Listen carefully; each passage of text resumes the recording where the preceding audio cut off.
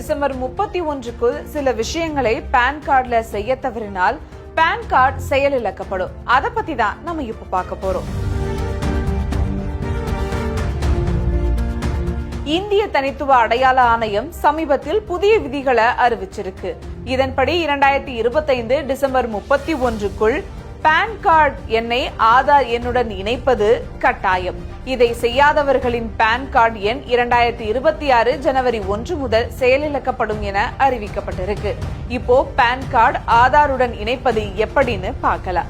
முதல்ல அதிகாரப்பூர்வ வருமான வரி மின் தாக்கல் தளமான www.incometax.gov.in சென்று இடது பக்கத்தில் உள்ள லிங்க் ஆதார் என்பதை தேர்ந்தெடுக்கவும். இரண்டாவதா உங்க பான் எண் மற்றும் ஆதார் எண் ஆகியவற்றை உள்ளிடவும். மூன்றாவதா பின்னர் வேலிடேட் என்பதை டிக் செய்து இணைப்பை உறுதி செய்யவும். இப்போ பான் ஆதார் இணைப்பு நிலையை சரிபார்ப்பது எப்படின்னு பார்க்கலாம். முதல்ல அதே வருமான வரி தளத்துக்கு சென்று லிங்க் ஆதார் ஸ்டேட்டஸ் என்பதை தேர்ந்தெடுக்கவும். இரண்டாவதா உங்கள் பான் மற்றும் ஆதார் எண்களை உள்ளிடவும். மூன்றாவதா வியூ லிங்க் ஆதார் ஸ்டேட்டஸ் என்பதை கிளிக் செய்து உங்கள் இணைப்பு நிலையை உடனே காணலாம்.